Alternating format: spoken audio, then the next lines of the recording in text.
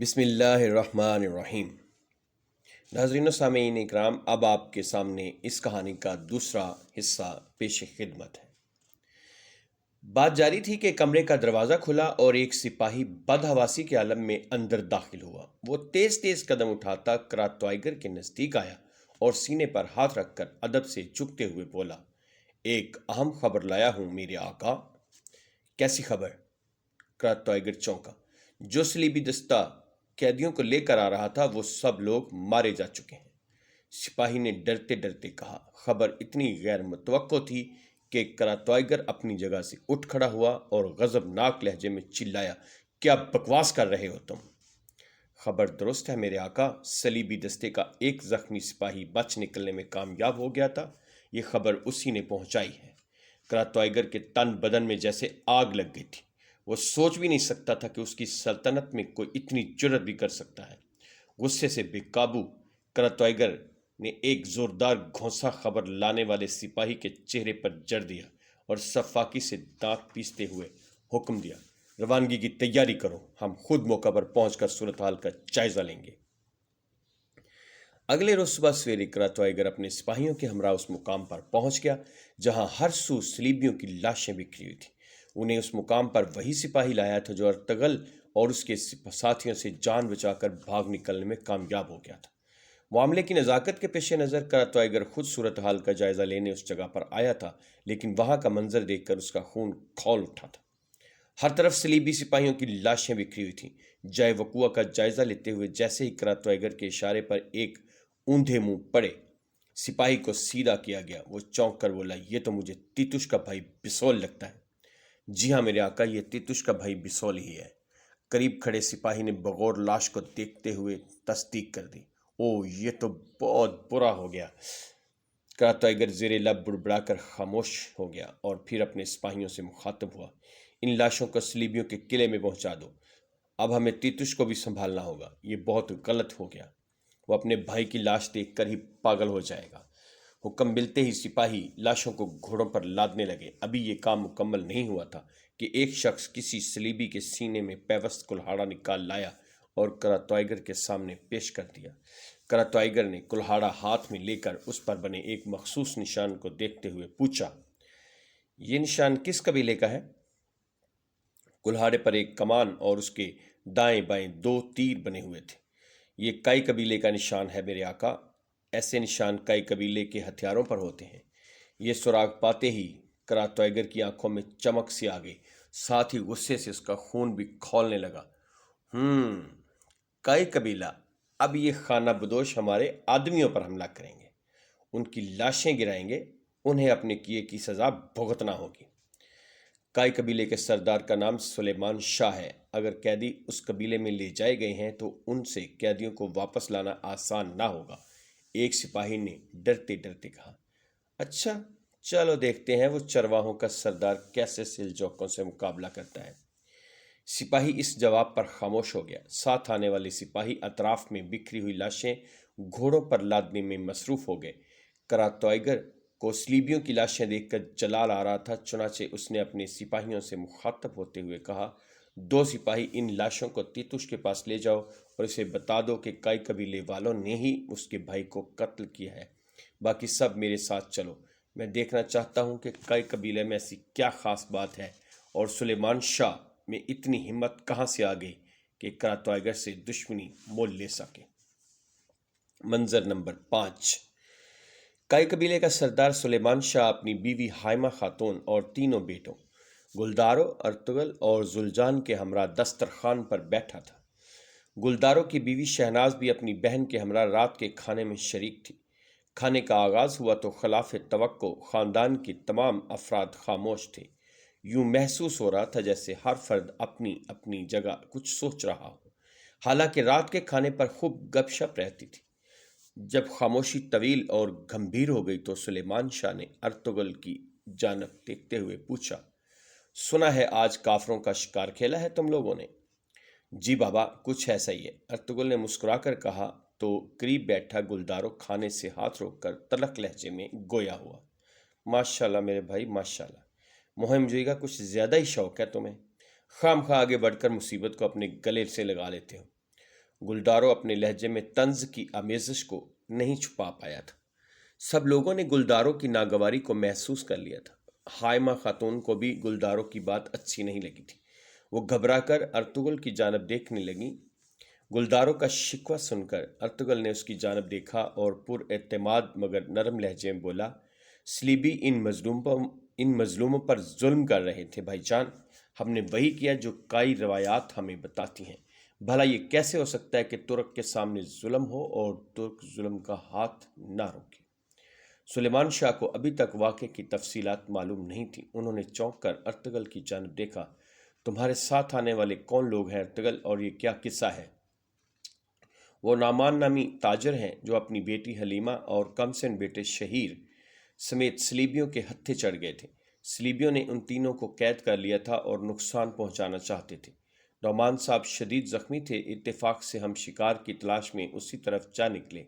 انہیں خطرے میں دیکھ کر ہم نے ان کی مدد کی۔ ارطغرل نے مختصر الفاظ میں معاملے سے آگاہ کیا تو گلدارو نے سلیمان شاہ کی طرف دیکھتے ہوئے تیز لہجے میں کہا، وہ سلیبی یقیناً سلجوکیوں کے اتحادی ہوں گے بابا، ورنہ عیسائیوں کے دستے سلجوکیوں کے علاقے سے دن دہاڑے قیدیوں کو لے کر نہیں گزر سکتے تھے۔ یہ سنتے ہی سلیمان شاہ نے چونک کر گلدارو کی طرف دیکھا۔ تم کہنا کیا چاہتے ہو گلدارو؟ میں یہ کہنا چاہتا ہوں کہ سلجوکی ان قیدیوں کے بارے میں باخبر ہوں گے۔ سلیبی ان کے علم میں لائے بغیر کسی پر یوں ظلم نہیں کر سکتے۔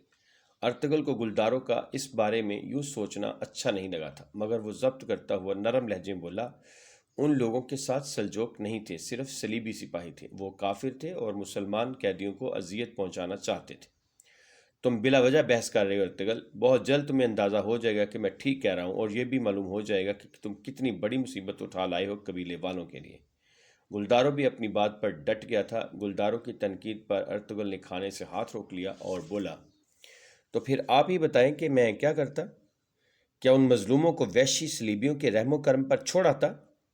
ماحول میں تناؤ بڑھتا دیکھ کر سلیمان شاہ نے دونوں کو خاموش رہنے کا اشارہ کیا، پھر فیصلہ کن لہجے میں بولا، دونوں خاموش ہو جاؤ، اب یہ بحث فضول ہے۔ تم لوگ قبیلے کی روایات کے مطابق ان کی مہمان نوازی کرو، دیکھیں گے وقت کیا سامنے لاتا ہے۔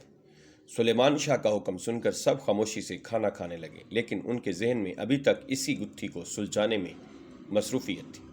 کھانے کے بعد ارطغرل زخمی نعمان کی خیریت دریافت کرنے طبیب آغا جان کے خیمے میں پہنچ گیا۔ خیمے میں حلیمہ اور شہیر بھی موجود تھے۔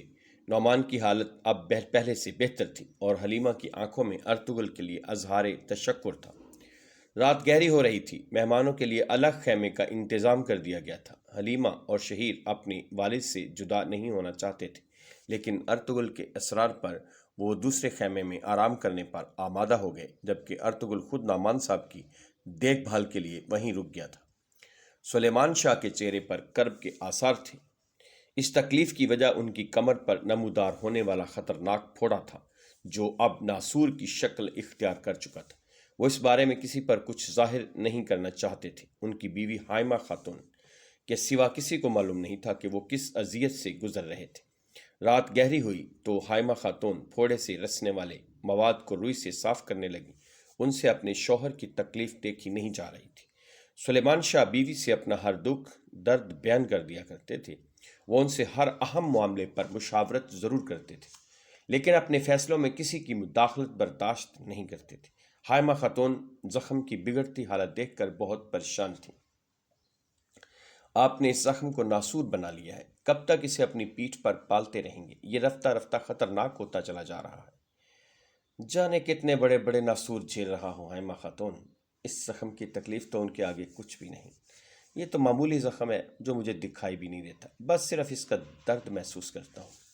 سلیمان شاہ نے گہری سانس لیتے ہوئے کہا، زخم چھوٹا ہو یا بڑا، وقت پر علاج بہت ضروری ہے۔ ایسے زخموں کا تو شروع میں ہی علاج کر لینا چاہیے جو دکھائی نہ دیں، ورنہ نظروں میں آئے بغیر خاموشی سے بڑھ کر ناسور بن جاتے ہیں۔ حائمہ خاتون نے زخم صاف کرتے ہوئے کہا، آغا جان سے بات کی ہے میں نے، وہ اس کے لیے مرہم بنا رہے ہیں، بہت جلد خاموشی سے لا کر دیں گے۔ میں کسی گیدڑ کو اپنی کمزوری کی وجہ سے شیر بننے کی اجازت نہیں دے سکتا۔ اپنے زخموں پر کراہنے سے بہتر ہے خاموشی سے درد برداشت کر لیا جائے، سلیمان شاہ نے جواب دیا۔ حائمہ خاتون زخم صاف کر کے اپنی پٹی باندھ چکی تھیں۔ سلیمان شاہ کچھ پرسکون دکھائی دے رہے تھے، لیکن پیشانی پر سوچ کی لکیریں اب بھی واضح دکھائی دے رہی تھیں۔ کیا آپ مہمانوں کے بارے میں سوچ رہے ہیں؟ حائمہ خاتون نے پوچھا۔ ہاں، میرا دل کہتا ہے کہ یہ مہمان عام لوگ نہیں۔ جس انداز میں سلیبی انہیں لے جا رہے تھے، ضرور کوئی خاص وجہ تھی۔ سلیمان شاہ نے اپنے خدشات کا اظہار کیا تو حائمہ خاتون بھی ان کی بات سے اتفاق کرتے ہوئے خاموش ہو گئیں۔ حلیمہ اور شہیر کو ایک پرسکون اور صاف ستھرے خیمے میں منتقل کر دیا گیا تھا۔ یہ خیمہ روشان اور بابر نے ارطغرل کی ہدایت پر تیار کیا تھا۔ اس اجنبی ماحول میں نورگل کی منگیتر شاہینہ نے حلیمہ کو دل سے خوش آمدید کہا تھا۔ وہ قبیلے کے لوہار دیلی دمیر کی بیٹی تھی۔ حلیمہ رات سونے کے لیے لیٹی تو ذہن میں وہ تمام واقعات ایک کے بعد ایک منظر بدلنے لگے جو سارے دن میں رونما ہوئے تھے۔ ارطغرل نے جس بہادری سے صلیبیوں کی قید سے انہیں رہا کروایا تھا، حلیمہ کے لیے ان مناظر کو بھولنا ممکن نہیں رہا تھا۔ ادھر ارطغرل بھی زخمی نعمان کے پاس آغا جان کے خیمے میں چوکس بیٹھا تھا۔ وہ ابھی تک جاگ رہا تھا۔ اس کی آنکھوں کے سامنے بار بار حلیمہ کا چہرہ گھوم رہا تھا۔ وہ بے سود پڑے نعمان کے سرہانے بیٹھا تھا۔ رات کے کسی پہر ارطغرل کو یوں محسوس ہوا جیسے کوئی خیمے کے باہر موجود ہو۔ یہ احساس اسے ہلکی سی آہٹ پر ہوا تھا۔ اگلے ہی لمحے تلوار کے دستے پر اس کی گرفت مضبوط ہو گئی۔ وہ محتاط انداز میں خیمے سے باہر نکل آیا اور چند قدم آگے بڑھ کر نیم تاریکی میں ارد گرد کا جائزہ لینے لگا۔ کچھ دیر وہاں رکنے کے بعد ارطغرل واپس خیمے سے اندر چلا گیا۔ کوئی نہیں جانتا تھا کہ رات کے اس پہر خیمے کے گرد منڈلانے والا کوئی اور نہیں بلکہ عارفین تھا۔ وہی عارفین جو غضنفر تاجر کے ساتھ کئی قبیلے میں آج ہی وارد ہوا تھا۔ اس نے زخمی نعمان اور اس کے بچوں کو پہچان لیا تھا۔ وہ بہت احتیاط سے چلتا ہوا یہاں تک پہنچا تھا، شاید اس خیال سے کہ زخمی نعمان خیمے میں اکیلا ہو۔ ارطغرل کے واپس خیمے میں جاتے ہی عارفین نے گہری سانس لی اور پھر تاریکی کا حصہ بن کر غائب ہو گیا۔ کئی قبیلے کے بڑوں کا جرگہ شروع ہونے والا تھا۔ کردوگلو بھی دو اہم سرداروں جو اس کے ہم خیال تھے کے ساتھ سلیمان شاہ کے خیمے کی طرف بڑھ رہا تھا۔ یہ سب سازشی ذہن کے لوگ تھے اور سلیمان شاہ کی سرداری سے خوش نہیں تھے۔ جب وہ تینوں سلیمان شاہ کے خیمے میں پہنچے تو قبیلے کے معززین پہلے سے وہاں موجود تھے۔ جلد ہی جرگے کا آغاز ہو گیا۔ آنے والے مہمانوں کے لیے کھانا ان کے سامنے سجا دیا گیا تھا۔ لوگ ترتیب سے اپنے اپنے منصب اور حیثیت کے مطابق بیٹھے تھے۔ پھر سلیمان شاہ سمیت سب نے اپنے اپنے ہاتھ پھیلا لیے۔ حسب روایت جرگہ شروع ہونے سے قبل دعا کرائی جا رہی تھی۔ شروع اس کے نام سے جو نہ زمین تک محدود ہے نہ آسمان تک، جو ایک سچے مومن کے قلب میں جاگزیں ہے، جو ایک ہے اور ایک ہی رہے گا، جو رحمان و رحیم ہے، اس اللہ کے نام سے شروع۔ دعا ہے کہ آسمان اور زمین کی وسعتوں کے درمیان ہماری قوم، ہمارے قبیلے، ہمارے خاندان، ہمارا رزق، ہمارے بیٹے، ہماری بیٹیاں آزادی کے ساتھ، خوشحالی کے ساتھ پھلیں پھولیں، ہمیشہ انصاف سے کام لینے والے سرداری کے زیر سایہ رہیں۔ دعا مکمل ہوتے ہی سب نے یک زبان ہو کر آمین کہا۔ سلیمان شاہ نے دعا کے بعد چہرے پر ہاتھ پھیرا اور حاضرین کی جانب متوجہ ہو کر انہیں کھانا شروع کرنے کی دعوت دی۔ جرگے کے لیے ہرن کا ایک خاص قسم کا نمکین بھنا ہوا گوشت پیش کیا گیا تھا۔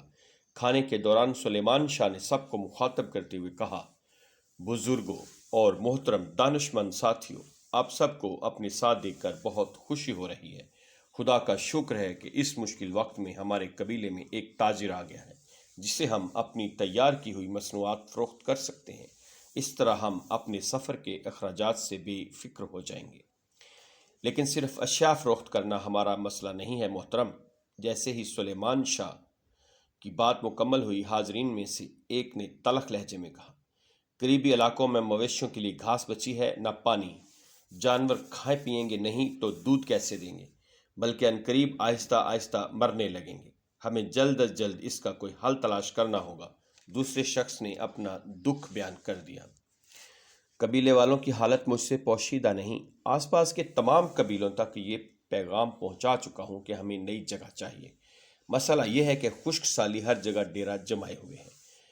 اب کیا ہم پیٹ کی خاطر اپنے ہی بھائیوں پر تلوار چلائیں؟ سلیمان شاہ کے لہجے میں کرب تھا۔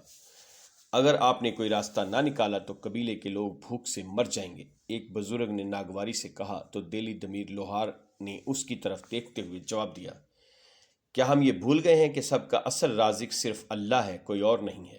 ہمارا خمیر صبر سے اٹھا ہے، ہمیں صبر کرنا ہوگا اور اللہ پر بھروسہ کرنا ہوگا۔ یہ صبر کس طرح کا صبر ہے چچا دلی دمیر کہ ہم ہاتھ پر ہاتھ دھرے بیٹھے رہیں؟ صبر کی یہ تلقین ہمیں سمجھ نہیں آتی۔ کردوگلوں کے ایک ساتھی نے طنزیہ انداز میں کہا تو سلیمان شاہ بولے، کبھی تم پر کوئی ایسا ایک لمحہ بھی آیا ہے جب میں نے تم لوگوں کا خیال نہ رکھا ہو؟ سب سلیمان شاہ کی خفگی محسوس کر کے خاموش ہو گئے تو کردوگلو جلدی سے بولا، نہیں نہیں آقا، ایسا تو کبھی نہیں ہوا۔ آپ نے ہمیشہ ہماری ضرورتوں کا خیال رکھا ہے، لیکن ہم نے بھی کبھی آپ کو مایوس نہیں کیا اپنی جاں بازوں سے۔ سلیمان شاہ، لیکن اب ضروری ہو گیا ہے کہ ہم نئی سرزمین ڈھونڈیں اور یہاں سے کوچ کر جائیں، یہاں مزید رہنا ہماری جانوں کے لیے خطرناک ہو گیا ہے۔ ایک بزرگ نے اپنے خدشات کا اظہار کیا تو سلیمان شاہ نے بے بسی سے کہا، کہاں جائیں؟ کس طرف رخ کریں؟ قحط نے ہر طرف تباہی پھیلائی ہوئی ہے، ہر طرف ایک جیسے حالات ہیں۔ حلب۔ سب چونک کر گلداروں کی طرف دیکھنے لگے۔ اس نے پہلی بار گفتگو میں حصہ لیا تھا۔ یہ سنتے ہی سلیمان شاہ بھی بے چینی سے پہلو بدلنے پر مجبور ہو گئے تھے۔ سب کا رخ گلداروں کی طرف ہو گیا تھا تو اس نے طاہرانہ نظر سے محفل کا جائزہ لیا اور کہنے لگا، معلوم ہوا ہے کہ حلب کے امیر العزیز صلیبیوں سے جنگ لڑنے کے لیے ایک بڑا لشکر تیار کرنا چاہتے ہیں۔ میں چاہتا ہوں کہ ہم حلب میں وہاں کے امیر کے پاس جائیں یا اس کے پاس اپنا ایک ایلچی روانہ کریں جو انہیں وہاں جا کر ایک پیشکش کریں۔ کیسی پیشکش؟ سلیمان شاہ چونکے۔ یہی کہ اگر وہ لوگ ہمارے قبیلے کو حلب میں رہنے کے لیے زمین فراہم کر دیں تو اس صورت میں ہمارے جانباز اور ہتھیار ان کے لشکر کی طاقت بن جائیں گے۔ اگر وہ ہماری پیشکش قبول کر لیتے ہیں تو انہیں بھی ہماری جانبازوں کی مدد حاصل ہو جائے گی اور ہمیں بھی پڑاؤ کے لیے نئی زمین مل جائے گی۔ جرگے کے شرکاء یہ تجویز سن کر خاموش ہو گئے۔ ان کی نظریں سلیمان شاہ کے چہرے پر مرکوز تھیں۔ وہ منتظر تھے کہ سلیمان شاہ اپنے بیٹے کی تجویز پر کیا رد عمل ظاہر کرتے ہیں۔ گلداروں کی تجویز معقول ہے، ہمیں مزید وقت ضائع نہیں کرنا چاہیے۔ سب کو خاموش دیکھ کر کردوگلوں نے کہا تو سلیمان شاہ اسے شیر کی آنکھ سے دیکھتے ہوئے بولے، کردوگلو، تم نے کب سے حکم جاری کرنا شروع کر دیے؟ یہ سنتے ہی کردوگلو کے چہرے کی رنگت بدل گئی۔ سلیمان شاہ کے اس ایک جملے نے بھرے جرگے میں اس کی توہین کر دی تھی۔ میں معذرت چاہتا ہوں آقا۔ کردوگلو کی نظریں زمین پر گڑی ہوئی تھیں۔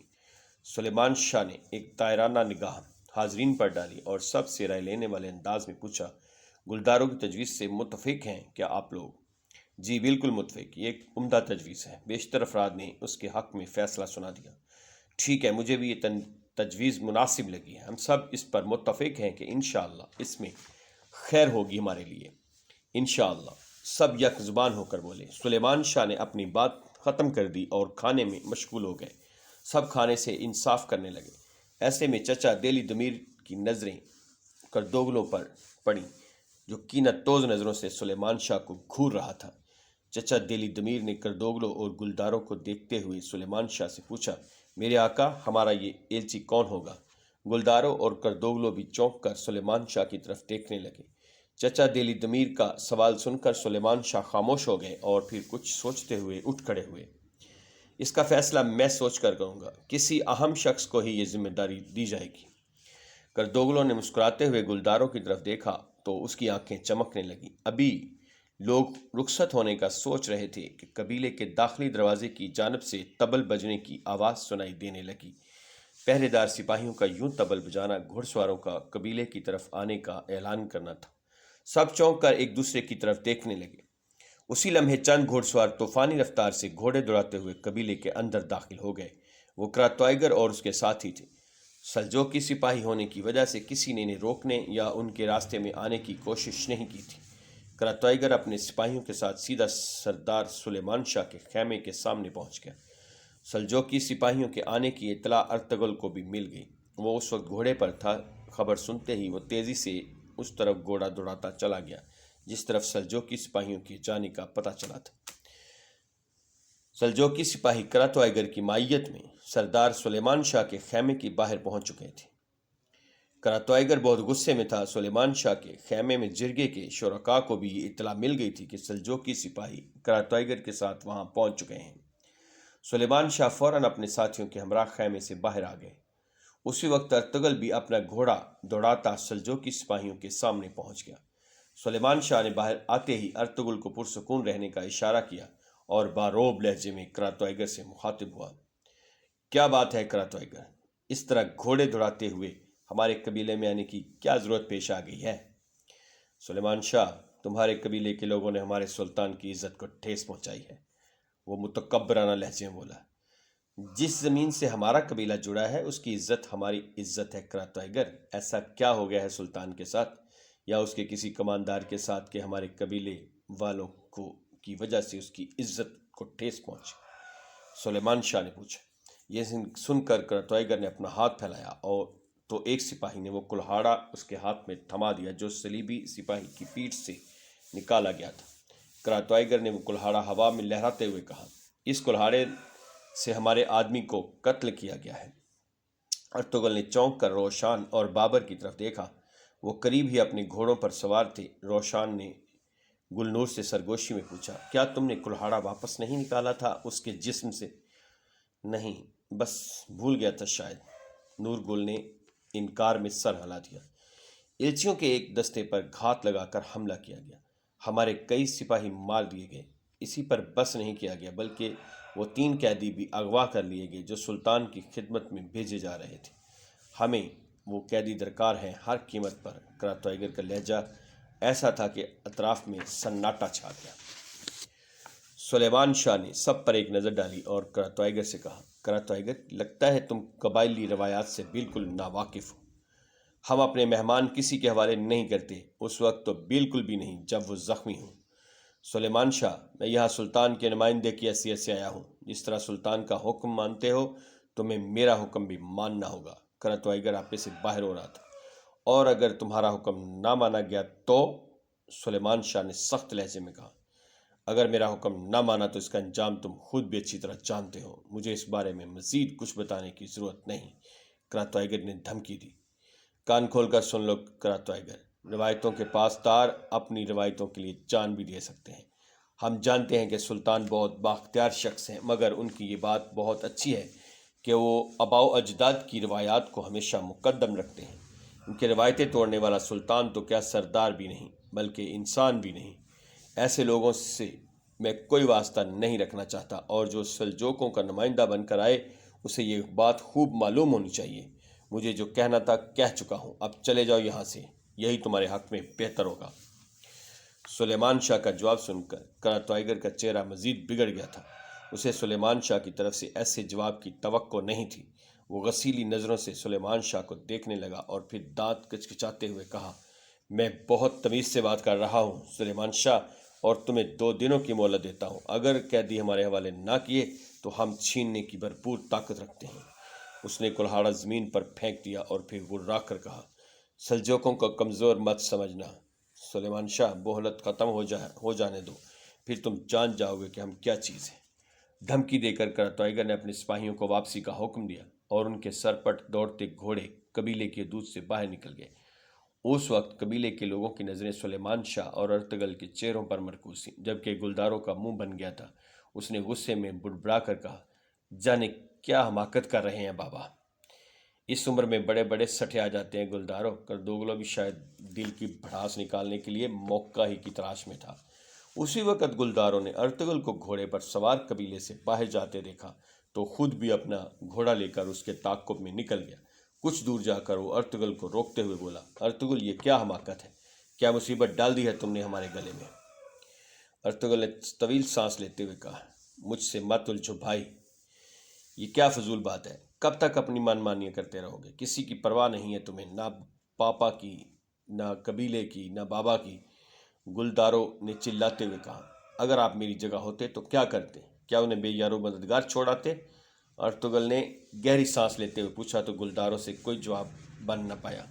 اسے خاموش دیکھ کر ارطغرل نے اپنی بات جاری رکھی، میں جس گلداروں کو جانتا ہوں وہ تو ایسا نہیں تھا۔ میرا بھائی گلدارو تو بہت انصاف پسند اور مظلوم کی مدد کرنے والا تھا۔ عدل، انصاف، کون سا عدل، کیسا انصاف؟ اپنے قبیلے والوں کی حالت دیکھی ہے تم نے؟ سردی سے تھر تھر کانپ رہے ہیں، کھلے آسمان تلے پڑے ہیں، موسم کا کچھ پتہ نہیں کہ کب یہ غضب کی سردی کم ہوگی۔ ہمارے جانور بھوک سے مر رہے ہیں اور تمہیں عدل کی پڑی ہے۔ آنکھیں کھولو ارطغرل، آنکھیں کھولو، تم نے پورے قبیلے کی زندگیاں داؤ پر لگا دی ہیں، وہ زندگیاں جو ہمیں بہت عزیز ہیں۔ ہوش میں آؤ میرے بھائی اور اس بارے سنجیدگی سے سوچو۔ ارطغرل خاموشی سے اپنے بڑے بھائی کی باتیں سنتا رہا۔ گلدارو اسے باتیں سنا کر گھوڑا بگاتا واپس چلا گیا تو ارطغرل قبیلے کی حدود سے کچھ فاصلے پر ایک درخت کے نیچے بیٹھ کر صورتحال پر غور کرنے لگا۔ بہت دیر بعد جب وہ قبیلے میں واپس پہنچا تو اندھیرا پھیل چکا تھا۔ جیسے ہی وہ اپنی گھوڑی چوگانی کو باندھ کر استبل سے باہر نکلا، کچھ فاصلے پر کھڑی حلیمہ کو دیکھ کر چونک گیا۔ خیریت تو ہے آپ اس وقت یہاں؟ وہ اس کے قریب پہنچ کر بولا۔ جی ہاں، مجھے آج والے معاملے پر بات کرنی ہے آپ سے۔ جی میں سن رہا ہوں۔ کراتائیگر یہاں آیا تھا ہمارے سلسلے میں؟ جی ہاں آیا تھا۔ ارطغرل نے اس بات میں سر ہلا دیا۔ ہمیں اسی بات کا خدشہ تھا۔ آپ ہماری خاطر سب کو خطرے میں نہ ڈالیں، ہم اپنے مسئلوں سے خود نبٹ لیں گے۔ بابا کی طبیعت بہتر ہو رہی ہے، ہم 1-2 دن میں اپنی راہ لیں گے۔ ارطغرل کے ہونٹوں پر مسکراہٹ پھیل گئی، پھر وہ ایک عجیب ہی جذبے سے بولا، تمام جہان اگر ظالم ہو جائے تو بھی ہم ڈرنے والے نہیں ہیں حلیمہ۔ ہم کئی قبیلے کے مسلمان ترک ہیں، ہم ظالموں سے ڈرنے کے لیے پیدا ہی نہیں ہوتے۔ کراتائیگر کے سامنے تلوار اٹھانے کا مطلب آگ سے کھیلنا ہے۔ حلیمہ کے لہجے میں تشویش تھی۔ فکر نہ کریں، ہم کئی قبیلے کے لوگ آگ سے کھیلنے کے عادی ہیں۔ حلیمہ کے ہونٹوں پر ایک دھیمی سی مسکراہٹ نمودار ہوئی اور وہ مزید کچھ بغیر کہے واپس چلی گئی۔ جیسے ہی ارطغرل واپس پلٹا، حلیمہ خاتون ان سے خیمے سے آتی دکھائی دی۔ خیریت ہے ارطغرل، اتنی رات گئے واپس آئے ہو، کہاں چلے گئے تھے؟ انہوں نے قریب پہنچ کر بیٹے سے پوچھا۔ بس نیند نہیں آ رہی تھی، ارطغرل نے مختصر سا جواب دیا۔ کیا تم کسی بڑی الجھن میں ہو میرے بچے؟ انہوں نے چونک کر بیٹے کی طرف دیکھا۔ جی میں ایک آگ میں گر گیا ہوں، بہت بری طرح، اور صرف اکیلا نہیں جل رہا، پورے قبیلے کو جھونک دیا اس آگ میں نے۔ وہ گہری سانس لیتے ہوئے بولا۔ جب تم اچانک ان صلیبیوں سے بھیڑ گئے تھے تو کیا تمہیں اس بات کا اندازہ تھا کہ یہ پرائی آگ تمہاری اپنی آگ بن جائے گی؟ کیا یہ گمان تھا کہ صلیبیوں کا سلطان سے کوئی تعلق ہوگا، یا پھر اس پیاری سی لڑکی کو، اس ہرنی جیسی آنکھوں والی لڑکی کو بے بس چھوڑ سکتے تھے؟ حلیمہ خاتون دھیرے سے مسکرائیں۔ کیسے چھوڑ سکتا تھا امی؟ ارطغرل نے فوراً جواب دیا۔ ہاں کیسے چھوڑ سکتے تھے، اور چھوڑتے بھی کیسے؟ ممکن نہیں تھا، لیکن شاید تمہیں اندازہ نہیں تھا کہ معاملہ اتنا بگڑ جائے گا۔ نہ تم شکار پر جاتے اور نہ آگ قبیلے تک آتی۔ یہ کہہ کر حلیمہ خاتون خاموش ہو گئیں اور پھر چند لمحے توقف کے بعد بولی، تم ٹھیک کہتے ہو، یہ آگ ہے، اگر یہ آگ بھڑک گئی تو پھر سب کو نگل جائے گی۔ ایک بات یاد رکھنا بیٹا، ایک آگ وہ ہوتی ہے جو کوئلہ بنا دیتی ہے، اور ایک آگ وہ ہوتی ہے جو کندن بنا دیتی ہے۔ تمہیں خود کو الزام دینے کی ضرورت نہیں، جو ہوا وہ ہونا اللہ کی طرف سے لکھا تھا۔ اب نہ تم الجھو نہ دوسرے ہنگامہ کریں، یہ تو اللہ کی آزمائش ہے۔ اس آگ میں تم یا تو کوئلہ بنو گے یا کندن۔ نہ تو دل میں اٹھنے والے وسوسوں پر دھیان دو، نہ انگلیاں اٹھاتے لوگوں کی باتوں پر، بس خوف کی آنکھوں میں آنکھیں ڈال کر اپنے بابا کے فیصلوں پر مضبوطی سے ڈٹ جاؤ۔ حلیمہ خاتون نے بیٹے کا حوصلہ بڑھایا تو ارطغرل نے سر جھکاتے ہوئے کہا، اللہ آپ کا اور بابا کا سایہ ہم پر ہمیشہ قائم رکھے۔ اسی وقت ایک ملازمہ پانی کا مشکیزہ لے آئی۔ حلیمہ خاتون شاید اس پانی کے لیے باہر آئی تھی۔ یہ پانی لے جاؤ اور اپنے بابا کے سرہانے رکھ دینا۔ ارطغرل اس بات میں سر ہلاتے ہوئے اٹھ کھڑا ہوا اور پانی کا مشکیزہ اٹھائے اندر چلا گیا۔ گلدارو اپنے خیمے کے باہر آگ کا الاؤ روشن کیے بیٹھا تھا کہ کردوگلو بھی اس کے پاس آ گیا۔ کافی دیر تک خاموشی رہی اور وہ آگ کے شعلوں کو تکتے رہے۔ پھر کردوگلو نے گفتگو کا آغاز کیا۔ کراتائیگر تو بہت ظالم انسان ہے، جو کہا ہے وہ کر کے دکھائے گا۔ گلدارو خاموش تھا۔ وہ خود بھی یہی سوچ سوچ کر پریشان تھا کہ ارطغرل کی حماقت نے کراتائیگر اور سلجوقی حکمرانوں کی دشمنی کا آغاز کروا دیا۔ جب اس نے کردوگلو کی بات کا جواب نہیں دیا تو وہ دوبارہ بولا، حل بھی ایک اچھا خیال ہے گلدارو۔ جرگے میں موجود ہر کسی نے جان لیا ہے کہ تم کتنے ذہین ہو۔ وقت آنے پر تم ایک اچھے سردار ثابت ہو سکتے ہو۔ کراتوائیگر کے معاملے سے تو نبٹ ہی لیں گے، لیکن بابا اپنی روایتوں سے کبھی پیچھے نہیں ہٹیں گے، اور ارطغرل کی وجہ سے ہم ایک بڑی مصیبت میں گرفتار ہونے والے ہیں۔ گلداروں نے اس کی دوسری بات نظر انداز کرتے ہوئے جواب دیا۔ واہ ارطغرل واہ، کیسی بلا ڈالی ہے ہم سب کے گلے میں۔ کردوگلوں نے جلتی پر تیل ڈالا۔ بابا کو قائل کرنا ہوگا، اگر وہ مان گئے تو ارطغرل بھی گھٹنے ٹیک دے گا۔ گلداروں نے کہا، تم اپنے بابا کو اچھی طرح جانتے ہو گلدارو، چاہے پوری دنیا ان کی مخالف ہو جائے، وہ اپنے فیصلوں میں ٹس سے مس نہیں ہوں گے، سب کو برباد کروا دیں گے، لیکن اپنے بیٹے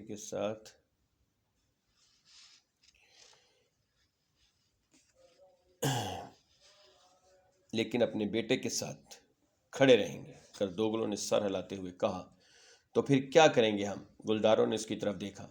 کچھ نہ کچھ تو کرنا ہوگا گلدارو، اگر تم کچھ نہیں کرو گے تو تمہارے لیے میں کچھ کروں گا۔ کردوگلوں کا سازشی جواب سن کر گلداروں نے حیرانی سے اس کی طرف دیکھا تو وہ جلدی سے بولا، تمہارے بابا مجھے ایلچی بنا کر کراتوائیگر کے پاس بھیج رہے ہیں، دیکھنا میں کرتا کیا ہوں، ساری بساط الٹ دوں گا، ایسی چال چلوں گا کہ سب کچھ مٹی میں مل جائے گا اور سب کچھ تمہاری مٹھی میں آ جائے گا۔ اس لمحے گلداروں کو یوں لگا تھا جیسے دنیا بھر میں کردوگلوں کے سوا اس کے بارے میں سوچنے والا کوئی ہے ہی نہیں۔ وہ رات گئے سلیمان شاہ نے کروٹیں بدلتے ہوئے گزاری تھی۔ انہوں نے رات کو ایک بھیانک خواب دیکھا تھا اور جلد از جلد اس کی تعبیر جاننا چاہتا تھا۔ چنانچہ صبح سویرے انہوں نے کائی قبیلے کے امام مسجد الیاس فقی کو اپنے خیمے میں طلب کر لیا اور پورا خواب سنا ڈالا، جس میں انہوں نے یہ دیکھا تھا کہ ارطغرل انہیں تیر سے قتل کر رہا ہے۔ خواب سننے کے بعد الیاس فقی نے آنکھیں بند کر لیں اور زیر لب قرآنی آیات پڑھنے لگے۔ سلیمان شاہ بے چینی سے انہیں دیکھ رہے تھے۔ کچھ دیر بعد الیاس فقی نے آنکھیں کھول دی اور نرم لہجے میں گویا ہوئے، دو صورتیں ہو سکتی ہیں، یا تو آگے بہت مشکلات سامنے آئیں گی یا پھر ہمارے ایلچی کو روحانی قوت حاصل ہوگی۔ کیا مطلب؟ سلیمان شاہ چونکے۔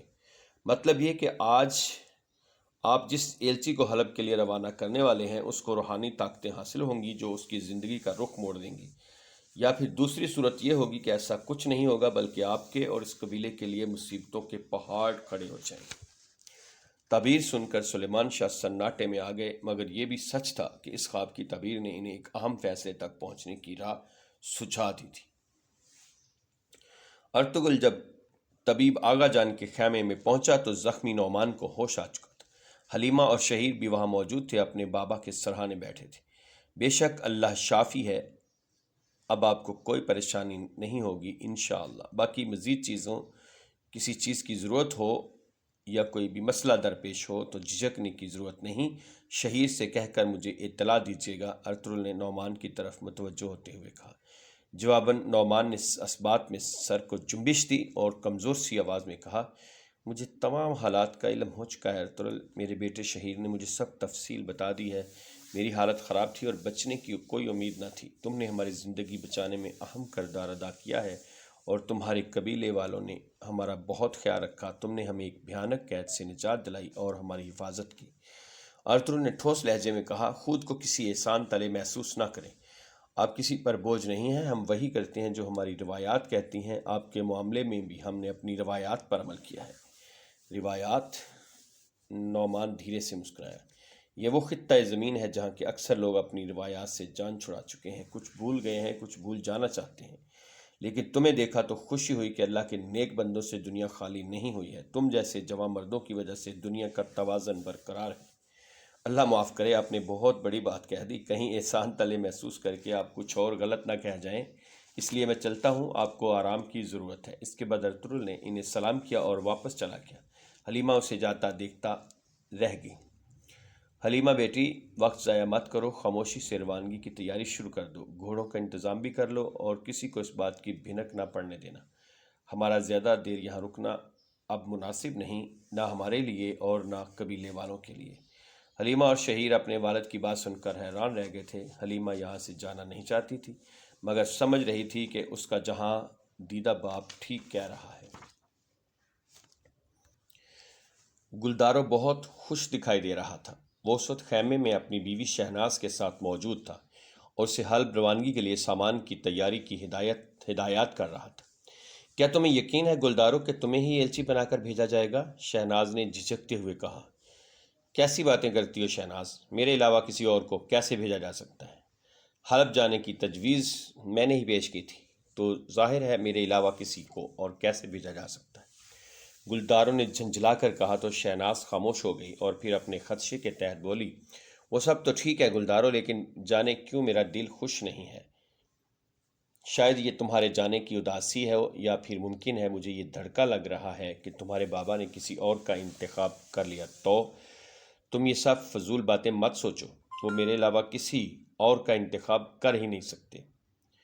حلب جانے کا اشارہ میں نے دیا ہے، یہ تجویز میری تھی، اس لیے ایلچی بننا صرف اور صرف میرا ہی حق ہے۔ وہ میرے ساتھ ایسی ناانصافی نہیں کر سکتے کہ میری جگہ کسی اور کا انتخاب کریں۔ گلدارو نے اسے مطمئن کرنے کی کوشش کی، مگر شہناز کو جانے کس بات کا دھڑکا لگا ہوا تھا۔ اس کی ایک وجہ یہ بھی تھی کہ وہ امید سے ہونے کے باعث گلدارو سے جدائی کا سن کر پریشان ہو گئی تھی۔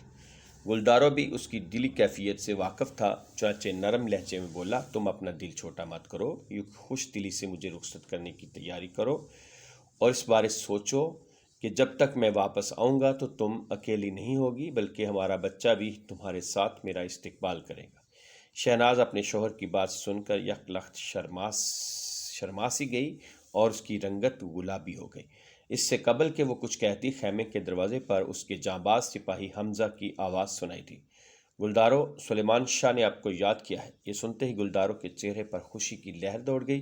شہناز بھی مسکرا دی تھی۔ وہ جلدی سے اٹھ کر خیمے سے باہر نکل گیا۔ گلدارو تیز قدموں سے چلتا ہوا پرجوش انداز میں سلیمان شاہ کے خیمے کی طرف بڑھ رہا تھا۔ بہت سوچ سمجھ کر اس نے حلب جانے کا خیال پیش کیا تھا۔ جلد ہی وہ سلیمان شاہ کے خیمے میں پہنچ گیا۔ سلیمان شاہ اپنے تخت پر براجمان تھے، ارطغرل بھی ان کے سامنے خاموش کھڑا تھا۔ خیمے کے اندر عجیب سی خاموشی تھی۔ گلدارو کو سامنے دیکھ کر سلیمان شاہ اپنے قریب بلایا اور بولے، میں نے ارطغرل کو ایلچی بنا کر حلب بھیجنے کا فیصلہ کیا ہے۔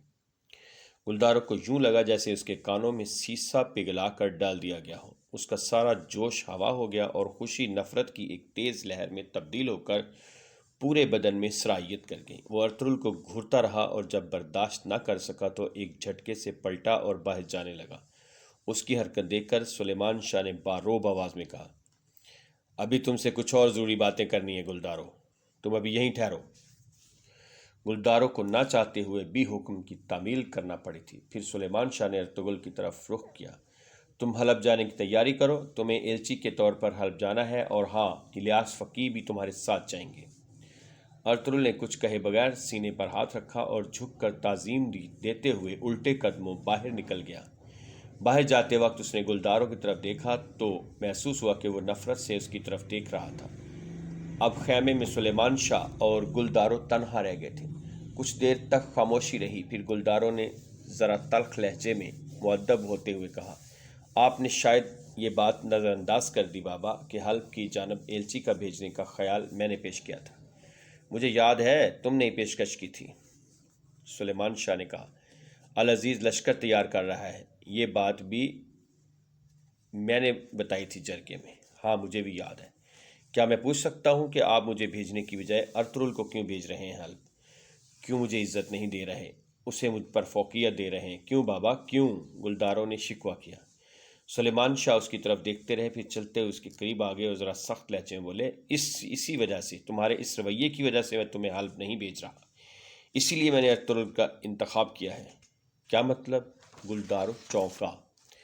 مطلب یہ گلدارو، کیا تمہارا رویہ یہ ہے کہ میں نے یہ کیا، میں نے یہ بتایا، میں نے یہ سوچا، میں سب جانتا ہوں، میں سب سے بہتر ہوں؟ میری سمجھ میں نہیں آ رہا کہ تمہارے اندر اتنی میں کہاں سے آ گئی؟ تم اتنے انا پرست کب سے ہو گئے ہو گلدارو؟ گلدارو سے ضبط نہیں ہو رہا تھا۔ کیسی بات کر رہے ہیں بابا؟ میں انا پرست ہو گیا ہوں یا آپ انا پرست ہو گئے ہیں؟ سلیمان شاہ نے گھور کر گلدارو کی طرف دیکھا، مگر وہ خاموش نہ ہوا اور بولتا چلا گیا، بھوک ہمارے سروں پر منڈلا رہی ہے، موت ہماری طرف بڑھ رہی ہے، موسم کی سختی ہمیں برباد کرنے کے درپے ہے، ہماری مویشی ایک ایک کر کے مرتے چلے جا رہے ہیں، اور ہم آپ کی انا پرستی کی وجہ سے، آپ کی ضد کی وجہ سے یہاں سے کوچ نہیں کر پا رہے، صرف اس لیے کہ ہمارا سردار پیٹھ پر ایک معمولی سا زخم لیے بیٹھا کرا رہا ہے۔ اور اپنی حد میں رہو گلدارو، سلیمان شاہ نے ڈانٹ دیا۔ گلداروں نے غصے کی شدت سے تڑپتے ہوئے کہا، مجھے حد میں رکھنے کی بجائے اپنی آنکھ کھولیں بابا، قبیلے کا ہر فرد کہہ رہا ہے کہ آپ سٹیا گئے ہیں۔ گلداروں کی اس گستاخی پر سلیمان شاہ کی برداشت جواب دے گئی اور انہوں نے گلداروں کے چہرے پر تھپڑ مار دیا۔ تھپڑ پڑتے ہی گلداروں سناٹے میں آ گیا۔ سلیمان شاہ نے بتا دیا تھا کہ بات ختم ہو گئی، ملاقات کا وقت ختم ہو گیا۔ گلداروں تھپڑ کی اہانت برداشت کرنے کی کوشش کرتا رہا تھا، پھر اس نے سینے پہ ہاتھ رکھا اور جھکے بغیر پلٹ کر خیمے سے باہر نکل گیا۔ کچھ دیر بعد ارطغرل سلیمان شاہ کی خدمت میں حاضر ہوا تو وہ کسی گہری سوچ میں ڈوبے ہوئے تھے۔ ارطغرل کی موجودگی کو محسوس کرتے انہوں نے کہا، ایک بات بتاؤ ارطغرل، کیا تمہیں نہیں لگتا کہ ایلچی بننے کا حق تم سے زیادہ تمہارے بھائی کا تھا؟ جی بالکل بابا، ان کا حق زیادہ تھا، پھر انہیں کیوں نہیں بھیج رہے آپ؟ ارطغرل نے ادب سے پوچھا۔ کیونکہ تخت اور اقتدار کی آگ سے اس کی روح جھلس رہی ہے ارطغرل، اور میں اس بھڑکتی آگ کو سرد کرنا چاہتا ہوں۔ سلیمان شاہ نے گہرے دکھ اور تعصف سے کہا تو ارطغرل بولا، اور ایک آگ میرے اندر بھی سلگ رہی ہے بابا جان، کہیں آپ اسے بھی تو سرد نہیں کر دینا چاہتے؟ سلیمان شاہ نے اس کا اشارہ سمجھ کر مسکراتے ہوئے کہا، جہاں تک تمہاری آگ کا تعلق ہے تو یقین کر لو کہ مہمان تمہاری واپسی تک یہیں رہیں گے۔ تمہیں یہ بات اس لیے بتا رہا ہوں کہ تم بالکل یکسو ہو کر اپنی مہم پر جاؤ، حلب سے خالی ہاتھ مت لوٹنا۔ یہ بات ذہن میں رکھنا کہ اس قبیلے کا مستقبل اب تم پر منحصر ہے۔ میں ہر صورت کامیاب لوٹوں گا بابا، انشاءاللہ، اور اگر تم ناکام لوٹے تو ہم سب تباہ ہو جائیں گے ارطغرل، تمہاری ناکامی ہم سب کی بربادی کا سبب بن جائے گی۔ العزیز سے ملنے والی سرزمین کے بدلے ہم اسے بھرپور عسکری قوت فراہم کریں گے۔ اس کی جنگ میں اس کے شانہ بشانہ کھڑے ہوں گے، لیکن اس پر یہ واضح کر دینا کہ ہمارا جانباز بلا وجہ کٹنے مرنے پر تیار نہیں ہوں گے۔ ایک بات یاد رکھنا، ہمیں جس شدت کے ساتھ امیر حلب سے زمین چاہیے، حلب کے العزیز کو بھی ہماری تلواروں کی اتنی ہی شدت سے ضرورت ہے۔ سر اٹھا کر بات کرنا اور انہیں یہ یقین دلا دینا کہ جو کچھ وہ ہمیں عطا کریں گے ہم اس کی بہترین قیمت انہیں ادا کریں گے۔ اللہ تمہارا حامی و ناصر ہو۔ ارطغرل پورے عزم کے ساتھ ان کے سامنے کھڑا تھا۔ وہ سلیمان شاہ کے خاموش ہوتے ہی پرجوش لہجے میں بولا، آپ بے فکر رہیں بابا، میں اپنی جان کی پرواہ کیے بغیر یہ فریضہ سر انجام دوں گا اور آپ کو کسی صورت مایوس نہیں کروں گا۔ اس کام سے فارغ ہو کر سلیمان شاہ نے سپاہی کو بھیج کر کردوگلو کو طلب کر لیا تھا تاکہ اسے کراتواگر کے پاس مذاکرات کے لیے بھیج سکیں۔ کردوگلو سلیمان شاہ کی طرف سے تحائف لے کر کراتواگر کے پاس پہنچا تو اس نے بہت سرد مہری سے استقبال کیا۔ کردوگلو نے تحائف کراتواگر کی خدمت میں پیش کیے اور اس کے چہرے کے تاثرات کا جائزہ لینے لگا۔ کراتواگر نے نخوت سے تحائف دیکھے اور پھر کردوگلو سے مخاطب ہوا، یہ تحفے دے کر اندازہ ہو رہا ہے کہ سلیمان شاہ کو اپنی غلطی کا احساس ہو گیا ہے۔ بات یہ ہے کراتواگر کہ میرے آقا سلجوقوں سے محبت کرتے ہیں، اس زمین سے پیار کرتے ہیں، لیکن تم جو چاہتے ہو وہ سلیمان شاہ نہیں کر سکتے، کردوگلو نے کہا۔ لیکن یہ مت بھولنا کردوگلو کہ میں نے تم لوگوں کو جو مہلت دی ہے وہ کل ختم ہو رہی ہے۔ یہ مہلت ختم ہوتے ہی سلجوقوں کا جلال تم پر آگ بن کر برسے گا، بجلی بن کر لپکے گا اور سب کچھ جلا کر راکھ کر دے گا۔ کراتواگر نے اسے گھورا تو کردوگلو نے چالاکی سے کام لیتے ہوئے کہا، کراتواگر تم کسی غلط فہمی میں مت رہنا، یہ آگ خود تمہیں بھی بھسم کر سکتی ہے۔ یہ سنتے ہی کراتواگر کا خون کھول گیا۔ وہ سلیمان شاہ کا تحفہ ایک طرف پھینکتے ہوئے بولا، تم نے یہ بات کرنے کی جرأت کیسے کی کردوگلو؟ کیا تمہیں اپنے انجام کا بھی معلوم ہے؟ اب تم یہ کہنے کی غلطی مت کرنا کراتواگر کہ یہ سب کچھ سلطان کی مرضی سے ہو رہا ہے، اور یہ بھی سچ ہے کہ ان قیدیوں کو سلیمان شاہ سے چھین لانا تمہارے اکیلے کے بس کی بات نہیں۔ مجھے معلوم ہے کہ سلطان کا اس معاملے میں کچھ لینا دینا نہیں، اور میں یہ بھی جانتا ہوں کراتواگر سلیمان شاہ سے اپنی ذاتی حیثیت سے ٹکرانے کی غلطی نہیں کر سکتا۔ کراتواگر مکاری سے مسکرایا۔ تم کہنا کیا چاہتے ہو کردوگلو؟ کراتواگر نے کچھ سوچتے ہوئے پوچھا۔ کائی قبیلہ کوئی معمولی قبیلہ نہیں ہے، اس سے ٹکرانے کے لیے تمہیں بہت بڑا لشکر درکار ہوگا، اور تمہارا لشکر اتنا بڑا نہیں ہے کہ کئی قبیلے سے ٹکر لے سکے۔ کردوگلو کی بات درست تھی، اس بات کا احساس کراتواگر کو بھی تھا۔ یہ صحیح ہے کراتواگر کہ سلجوق ایک بہت بڑی طاقت ہے، تو ہمارے قبیلے کی کچلنے کے لیے طاقت بھی رکھتے ہیں، مگر کئی قبیلے کچلنے کے لیے یہ سب معاملہ سلطان کے علم میں ہونا ضروری ہے، اور تم سلطان کے علم میں اس معاملے کو لانا کبھی پسند نہیں کرو گے، کیونکہ انہیں سچ بتانے کی ہمت تم میں نہیں ہے۔ کراتواگر کھا جانے والی نظروں سے کردوگلو کو گھورنے لگا۔ کردوگلو نے کہا، اگر تمہیں اپنا مقصد حاصل کرنا ہو تو مجھ پر بھروسہ کرنا ہوگا، اس کے سوا کوئی راستہ نہیں ہے۔ خوب، اس کا مطلب ہے تم مجھ سے تعاون پر آمادہ ہو۔ اگر یہ سچ ہے تو مجھے بتاؤ کہ انہیں کس نے مارا؟ کیا انہیں سلیمان شاہ نے مارا تھا؟ کردوائیگر نے دانت کچکچاتے ہوئے پوچھا۔